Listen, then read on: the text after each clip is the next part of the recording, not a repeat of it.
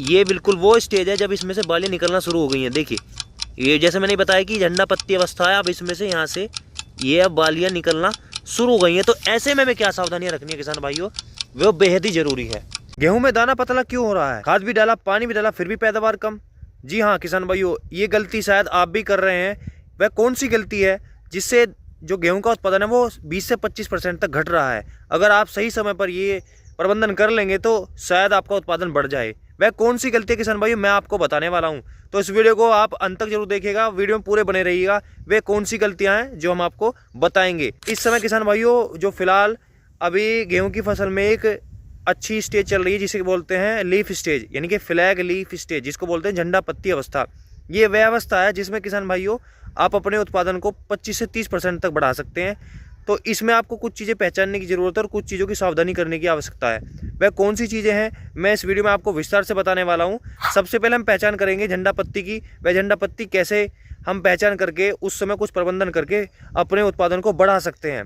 तो चलिए हम दिखाते हैं वह झंडा पत्ती क्या होती है और उस समय क्या क्या हमें सावधानियां रखनी है। तो जैसे कि किसान भाइयों मैंने बताया था कि आपको झंडा पत्ती स्टेज कौन सी है उसको पहचान करेंगे हम।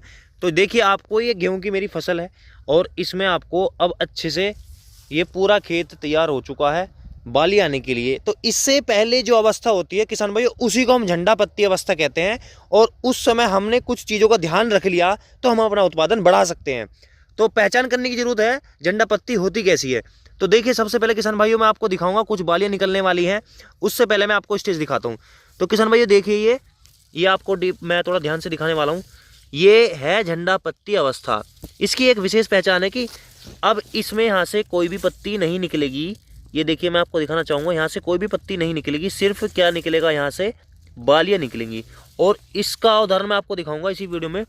कुछ हम ढूंढते हैं जहाँ से बालियाँ निकल रही हैं, शायद कोई हमें ऐसी चीज़ें मिल जाए, कई ऐसी बाली मिल जाए ताकि हमें पता चल जाए कि बालियाँ निकल रही हैं। अभी हम ढूंढने की कोशिश कर रहे हैं किसान भाइयों। तो ऐसे में आपको कुछ सावधानियां भी रखनी है और कुछ तैयारियां भी करनी है।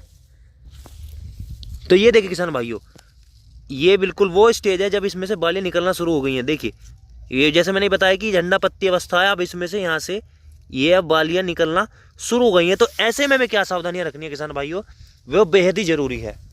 ऐसे में किसान भाइयों अगर आपने सिंचाई नहीं की है तो बहुत ही जल्दी करके आप सिंचाई कीजिए अपनी इस फसल में।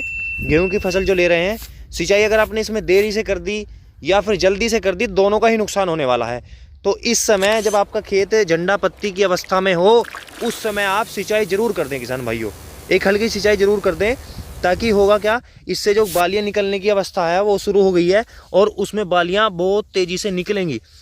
दूसरी अवस्था किसान भाइयों, अगर इसमें अभी तक आपने 05234 उर्वरक जो है वो नहीं लगाया है तो उसको अब जरूर लगा दें। इससे क्या होगा, बालियां जो निकलेंगी वो बिल्कुल दुरुस्त और स्वस्थ निकलेंगी और उनके अंदर दाना भी मोटा बनेगा। जी हाँ आपने सही सुना, उनके अंदर दाना भी मोटा बनेगा। तो आप 05234 का स्प्रे जरूर कर दें। इसके साथ में अगर पौधा छोटा रह गया है तो अगर आपने यूरिया कम दिया है तो उसमें 2% यूरिया यानी कि 2 किलो यूरिया 100 लीटर पानी में मिलाकर इसका स्प्रे जरूर करें। ऐसा करने से किसान भाइयों पौधे का ग्रोथ भी अच्छे से होगा और साथ में बालियां बहुत तेजी से और भारी भरी निकलेंगी। तीसरी बात किसान भाइयों, इस समय गेहूं के अंदर रतुआ रोग भी आता है और साथ में माहू कीट भी आता है जिसको हम एफिड बोलते हैं। इन दोनों की रोकथाम करना भी जरूरी है। तो रतुआ रोग के लिए आप ट्यूबरकुलोजोल और माहू कीट के लिए किसान भाइयों आप इमिडाक्लोप्राइड का भी स्प्रे करें। इसका भी विशेष ध्यान आपको रखना है।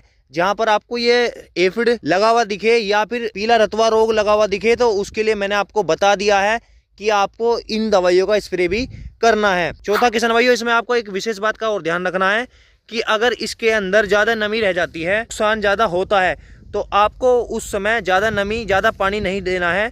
थोड़ा सा हल्का ही पानी आप इसमें करें, जो इसमें रोग लगने वाला था उससे आप बच सकते हैं। तो ये 3-4 चीज़ों का आपको ध्यान रखना है और आप निश्चित रूप से उत्पादन अपना बढ़ा सकते हैं। जैसे मैंने बताया था वीडियो में 25 से 30% आप उत्पादन बढ़ा सकते हैं। ऐसी ही जानकारी वाली वीडियो देखने के लिए आप हमें फॉलो करें, सब्सक्राइब करें और बेल आइकन को जरूर दबा लें ताकि आने वाली हर वीडियो की जानकारी आपके पास एक नोटिफिकेशन के माध्यम से पहुंच सके। किसान भाइयों फिर मिलते हैं एक नई वीडियो में। धन्यवाद। जय जवान जय किसान।